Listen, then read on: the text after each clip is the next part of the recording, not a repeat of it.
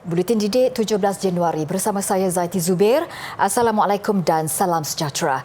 Kementerian Pendidikan mengakui berlaku pelanggaran prosedur operasi standard SOP dalam kejadian samun wang bantuan awal persekolahan BAP berjumlah RM109,000 di Semenyih, Selangor semalam. Menterinya Fadlina Siddiq berkata pihaknya memandang serius kejadian itu dan menyerahkan siasatan kepada Jabatan Pendidikan Negeri Selangor dan polis sebelum sebarang tindakan diambil. Fadlina mengulas kejadian seorang guru besar berputih mata selepas wang BAP yang diperuntukkan untuk sebuah sekolah di Beranang, Selangor disamun penjenayah. Dalam insiden itu, cermin kenderaannya dipecahkan ketika dia pergi membeli minuman. Wang yang baru dikeluarkan dari sebuah bank di Pekan Semenyih itu sepatutnya diagihkan kepada pelajar hari ini. Pertama, kehilangan ini melibatkan jumlah yang cukup besar. Kedua, SOP kewangan ini telah dilanggar. Kita ada SOP yang cukup ketat bahawa lebih daripada 10,000 mestilah ada escort. Ini kan pula satu jumlah yang cukup besar. Jadi kita sedang menunggu laporan polis dan juga JPN Selangor. Fadlina berkata demikian selepas mengadakan lawatan ke Sekolah Kebangsaan Cepoh di Ipoh. Mengikut SOP sedia ada, pengetua atau guru besar dinasihat mengambil langkah keselamatan tambahan termasuk khidmat polis pengiring bagi perjalanan pengeluaran wang lebih RM10,000. Dalam pada itu, Fadlina memberi jaminan pelajar di sekolah terbabit akan tetap menerima wang bantuan awal persekolahan. Sementara itu, Fadlina turut mengumumkan peruntukan berjumlah RM550,000 bagi menaik taraf kemudahan di 2 buah sekolah di sekitar Ipoh. Ujarnya, langkah itu bagi memberi kemudahan kepada pelajar di sekolah berkenaan. Fadlina memulakan lawatannya di Sekolah Kebangsaan Seri Tanjung di Tanjung Rambutan yang mempunyai 176 murid orang asli. Sekolah yang dibuka pada tahun 1990 ini berhadapan dengan masalah prasarana kurang kondusif dan isu kekurangan bilik darjah ekoran pertambahan murid saban tahun. Antaranya kantin sekolah terpaksa dijadikan bilik darjah, parkir kereta berbumbung untuk guru pula dijadikan kantin sementara. Selain itu, kelas tahun 4 pula ditumpangkan di Sekolah Agama Rakyat bersebelahan bangunan sekolah selain capaian internet juga terhad. Prihatin dengan situasi yang dihadapi, KPM bersetuju memperuntukkan RM400,000 bagi tujuan penyelenggaraan dan pembaikan kemudahan di sekolah berkenaan. Orang asli tadi kita umumkan RM400,000 kerana kita dapati penyelenggaraan dia luar biasa sedikitlah, khususnya berkaitan dengan facilities dan juga jangkaan untuk enrolment tahun depan meningkat untuk darjah 1. Jadi ini menunjukkan prestasi dan juga saya fikir akses yang cukup baik memandangkan pendidikan mendapat sambutan dan juga akses pendidikan sampai untuk memaklumkan kepada kanak-kanak ini mereka perlu bersekolah. Jadi bila enrolment tinggi untuk darjah 1, facilities kena baiklah. Jadi kita umumkan RM400,000 tu sekurang-kurangnya untuk selesaikan facilities untuk menerima kemasukan mereka untuk tahun 1 nanti. Ketika melawat Sekolah Kebangsaan Cepoh di Cemor pula, beliau mengumumkan peruntukan RM150,000 bagi memperbaiki tembok dan tandas di sekolah berkenaan. Beliau turut mendengar cadangan pembangunan blok baharu bangunan memandangkan kemasukan pelajar yang tinggi di sekolah terbabit. Masyarakat orang asli merupakan satu kelompok masyarakat minoriti yang terkenal dengan keunikan budaya dan cara hidup. Malah mereka juga tebal dengan sifat malu dan sukar menerima kemodenan serta kehadiran orang luar. Namun bagai meluntur buluh dari rebungnya, lebih 50 kanak-kanak orang asli di kampung orang asli Kuala Lah, Gua Musang berjaya mengikuti program keagamaan secara konsisten yang disusun di Surau Perpaduan Nurul Ihsan, Pos Kuala Lah. Ia adalah satu pencapaian yang membanggakan kerana perkampungan orang asli Kuala Lah mempunyai 384 penduduk yang mana 80% daripadanya adalah beragama Islam. Ini adalah inisiatif Penggerak Masyarakat Orang Asli PMOA Jabatan Kemajuan Islam Malaysia JAKIM Zaini Dahlan Abdul Rahman bagi menarik minat masyarakat tersebut kepada Islam dan menghayati ajaran Islam dalam kehidupan bermula di usia kanak-kanak lagi. Katanya, penglibatan anak-anak orang asli yang juga murid Sekolah Kebangsaan SK Kuala Lah ini adalah kerjasama pihak pengurusan sekolah yang turut menekankan bimbingan agama dalam kalangan murid beragama Islam. Bermula dengan bimbingan solat, kanak-kanak ini juga turut dibimbing dengan pembelajaran bacaan Iqra, ayat lazim dan Al-Quran. Antara tugasan yang saya sering lakukan di perkampungan orang asli, antaranya membimbing masyarakat orang asli ini ke arah bimbingan kefahaman Islam dan bimbingan fardu ain. Antaranya kita membimbing masyarakat orang asli, khususnya kanak-kanak lah, anak-kanak orang asli di dalam kelas bimbingan fardu ain. Antara program yang antara program yang dianjurkan dilaksanakan ialah mengadakan 2 kali seminggu kelas bimbingan fardu ain kepada masyarakat setempat di sinilah. Jadi antara pengisian lain, kita mengadakan ziarah dakwah ke rumah ke rumah, dan juga mengadakan kunjungan ke rumah bagi mereka yang ditimpa masalah dan sebagainya. Selain itu, guru agama orang asli, Majlis-Majlis Agama Islam dan Adat Istiadat Melayu Kelantan MAIK di Kampung Kuala Lah, Ida Terang berkata, antara usaha yang dilakukan adalah dengan menjemput kanak-kanak di kawasan berkenaan secara dari rumah ke rumah untuk mengikuti program di masjid. 2 minggu diadakan kelas fardu ain lah untuk kampung ni. Kira dalam seminggu tu 3 kali buat kelas. Kira sebelum nak buat kelas tu, saya lah yang selalu tu panggil budak. Kira nak datang dekat surau. Gitu. Kalau saya panggil tu memang saya pergi rumah ke rumah lah. Cakap petang ni kita ada kelas, lepas tu ada makan-makan sikit, ada bagi makanan ringan lah macam coklat ke, polo, macam tu lah. Macam mana penyertaan tu?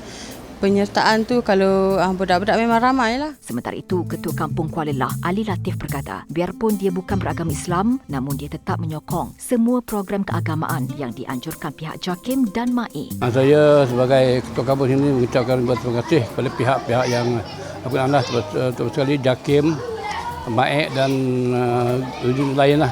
Yang saya rasa memang ada yang membantu untuk mengembangkan Islam di kampung ini. Jadi saya pun saya rasa teruja jugalah. Walaupun saya sendiri bukan agama Islam, tapi saya amat menyokong di atas usaha yang telah dijaga oleh kerajaan.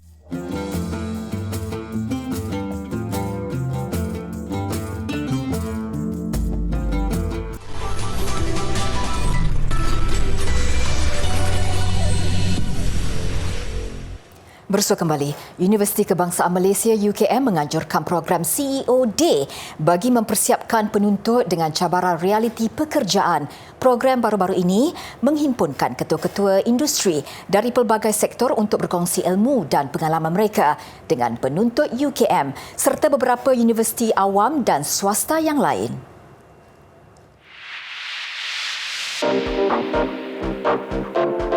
Dekan Fakulti Sains dan Teknologi, Profesor Dr. Ishak Ahmad berharap perkongsian ketua-ketua industri yang dijemput mampu membawa penuntut-penuntut universiti ini ke satu dimensi pekerjaan yang sebenar.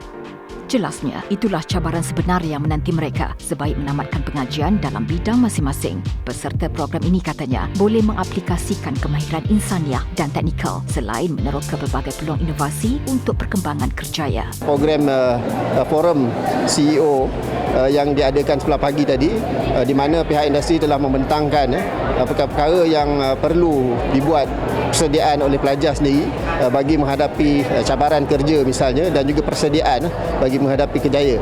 Kemudian kita sambung program di sebelah petang adalah program sesi temu duga, sesi interview, dan ia juga melibatkan beberapa industri juga, dan daripada program ini dijangkakan ramai pelajar-pelajar akan dapat tawaran pekerjaan daripada industri-industri yang kita jemput untuk sesi temu duga pada petang ini. Antara pemimpin industri yang hadir, Ketua Pegawai Pemasaran Domino's Pizza, Hasfah Linda Muhammad Hassan. Beliau mengakui kagum dengan semangat keusahawanan yang ditunjukkan penuntut terlibat. Setiap daripada panel tersebut memberikan pencerahan yang sangat detail dalam industri masing-masing. Jadi kami sangat berharap supaya para pelajar mendapat inspirasi di mana walaupun hanya 5 panel tetapi sangat luas peluang pekerjaan untuk pelajar-pelajar pada masa akan datang. Dan terdapat juga selain daripada gerai-gerai yang ada di sini, terdapat juga inovasi para pelajar dari pelbagai universiti. Daripada situ mereka dapat menggunakan peluang yang sedia ada untuk berdepan dengan industri partners.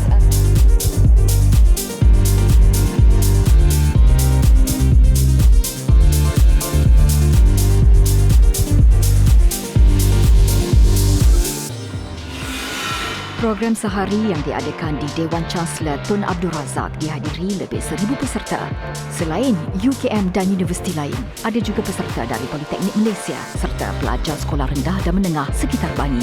Penuntut UKM Haziq Haikal berkata, dia mendapat inspirasi daripada aspek keusahawanan, malah sudah mempunyai pilihan syarikat yang ingin disertainya kelak. Jadi saya lebih tertarik ke arah kimia lah, maknanya industri. Jadi antara company yang saya nampak tadi ialah iChem SE, palm oil processing. So apa yang saya nampak, saya sebenarnya tak tahu sangat pasal palm oil ni, tapi bila saya join benda ni, saya nampak palm oil tu sebenarnya dia boleh bertukar jadi benda lain. Saya daripada seed buah tu banyak benda boleh jadi. So saya macam tertarik untuk masuk dalam bidang tu, untuk research lagi pasal palm oil and process into another things lah.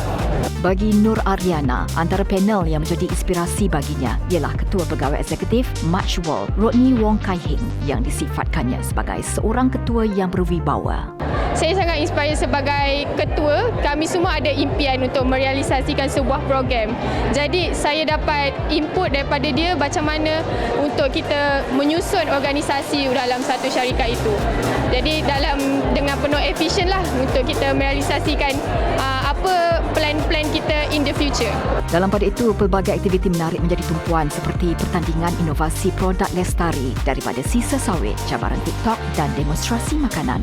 Turut diadakan pameran dari sektor kerajaan dan swasta serta peluang pekerjaan dan latihan industri sebagai jaringan awal buat mahasiswa.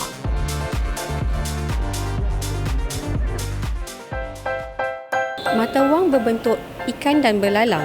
Artifak ini adalah sebahagian daripada mata wang timah yang ditemui di Beruas, Perak. Mata wang ini terdiri daripada duit tampang dan juga duit berbentuk binatang.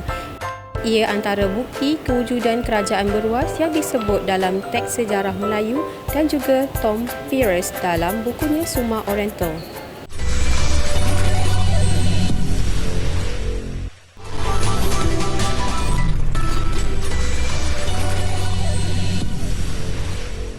Seorang artis di Ghana menggunakan baju terpakai untuk menghasilkan kerja seni. Daripada dibuang, Michael Gah menukar baju-baju lusuh itu menjadi benda berharga. Langkah yang diambil oleh Gah menjadikan cebisan kain buruk berwajah baru. Seterusnya, ia boleh dijual. Menurut Gah, tumpuannya ialah kepada kaum wanita sesuai dengan kecenderungan golongan itu kepada tekstil. Women really love my work because they love the prints we have in Ghana, and then the silk materials. So I target women mostly. Untuk mendapatkan bahan-bahan bagi kerja seninya, Gah akan ke Kantamanto, sebuah kawasan di ibu kota Accra yang memang terkenal dengan pakaian terpakai. Dia menjual hasil seninya ke pasaran tempatan dan luar negara. Bagi membantu meningkatkan permintaan, Gah juga pernah menganjurkan pameran untuk hasil seninya.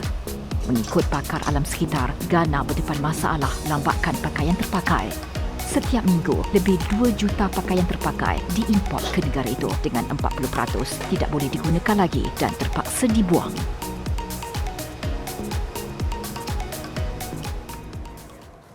Di Corbo Odumes, Ghana, seorang ahli perniagaan menukar kaca rosak kepada produk baru.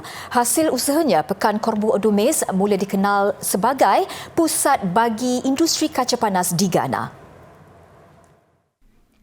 Projek diusahakan oleh Michael Tete, satu-satunya peniup kaca panas bertauliah di Ghana.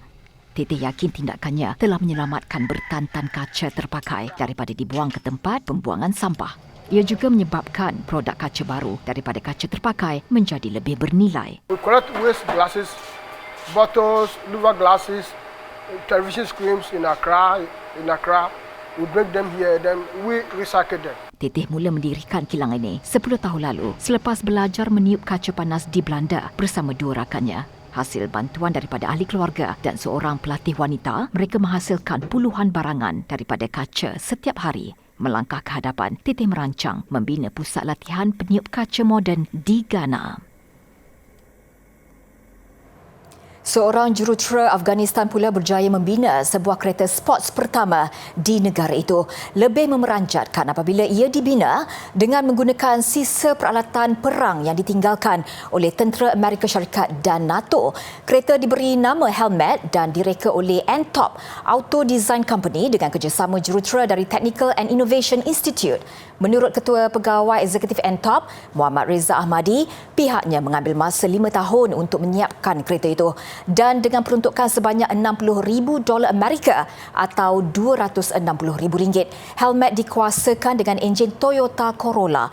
Muhammad Reza berharap ciptaannya itu membolehkan dunia mengingati penduduk Afghanistan akan sisi baiknya.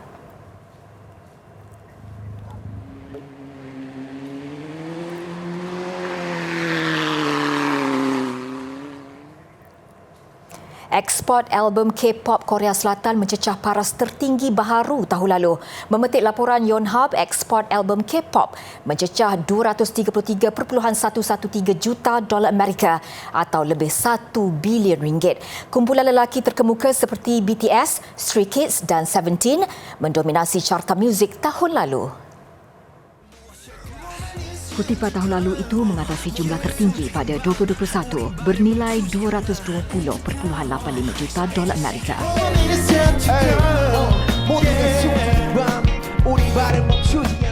Album antologi oleh BTS paling banyak terjual dengan jodol Proof sebanyak 3.48 juta salinan. Diikuti Maxident EP ke-7 oleh Stray Kids dengan 3.18 juta salinan. Seterusnya Seventeen dan Blackpink menjual 2.87 juta salinan dan 2.52 juta salinan bagi album Face the Sun dan Born Pink.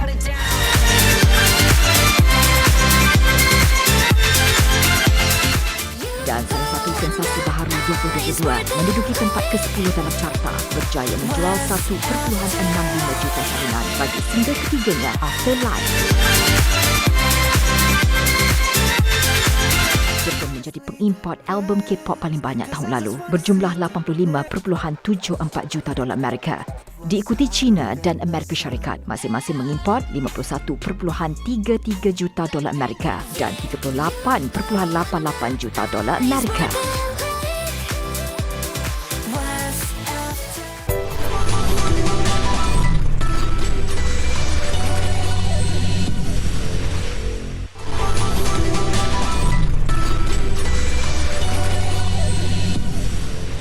Laporan sukan, bola sepak Piala AFF 2022 melabuhkan tirai menyaksikan Thailand muncul juara. Beraksi pada perlawanan akhir kedua di arena sendiri, Thailand menewaskan Vietnam 1-0 sekaligus berjaya mempertahankan kejuaraan menerusi agregat 3-2.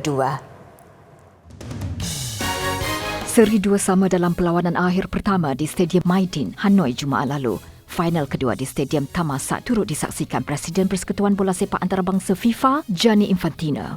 Kesilapan awal benteng Vietnam hampir dihukum oleh penyerang berpengalaman tuan rumah Adisak Kraisom. Minit ke-24, hasil umpanan Adisak memberi ruang buat ketua pasukan Teraton Burmantan menjaringkan gol menerusi rembatan dari luar kotak penalti. Serangan balas Vietnam sejurus kemudian memerangkap pertahanan Thailand, bagaimanapun percubaan Nguyen Ten Lin tidak menepati sasaran. Bersambung babak kedua, Vietnam menggandakan asakan dan hampir menyamakan kedudukan menerusi rembatan pemain tengah Nguyen Hong Dak. Kedudukan 1-0 kekal hingga perlawanan tamat membolehkan Thailand bergelar juara dengan agregat 3-2.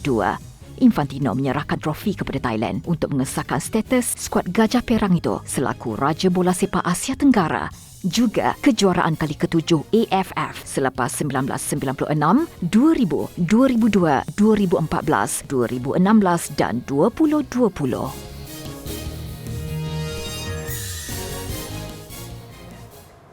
Hoki Piala Dunia di Bhubaneswar, Kerala, India. Kemenangan ke atas Chile semalam nyata melegakan Ketua Jurulatih Arul Silvaraj mengakui beberapa kelemahan terutama peluang untuk menyempurnakan pukulan sudut penalti. Beliau nyata bangga dengan semangat juang dipamerkan anak-anak buahnya. Kemenangan yang amat penting untuk pasukan. So kita capai tujuan ataupun fokus kita di Bhubaneswar 2 perlawanan menentang Belanda, cara kita bermain dan apa yang kita mahu daripada game tersebut, dan juga hari ini kemenangan yang akan memberi kita langkah yang bagus untuk ke peringkat yang seterusnya. Pada aksi yang berlangsung di Stadium Birsa Munda, Kerala, 2 kali Malaysia ketinggalan pada minit ke-20 dan 9 minit kemudian. Malaysia menyamakan kedudukan 1-1 menerusi Muhammad Razi Rahim dan jaringan padang Muhammad Ashran Hamsani untuk kedudukan 2-2. Nur Syafiq Sumantri memastikan kemenangan 3-2 Malaysia apabila bijak menyempurnakan pukulan sudut penalti pada minit ke-42. Bagi Chile, ini kekalahan kedua selepas tewas 1-3 di tangan New Zealand pada aksi pertama. Pemain-pemain menunjukkan kemampuan, disiplin dan kegigihan yang tinggi, komitmen yang tinggi untuk datang keluar untuk mencari kemenangan. Malaysia menamatkan aksi kumpulan C menentang New Zealand di Stadium Kalinga Bhubaneswar Khamis ini. Selepas 2 perlawanan, Malaysia dan New Zealand mengumpul 3 mata dan Malaysia berada di tangga ketiga dipisahkan jaringan bolos. Pameran lebih 50 buah kereta pedal di Museum St. Petersburg, Rusia mengakhiri buletin didik. Lebih sebagai kereta mainan kanak-kanak, pameran itu juga membolehkan kita menjejaki sejarah perindustrian Kesatuan Soviet. Dengan itu, saya Zati Zubir salam hormat dan jumpa lagi.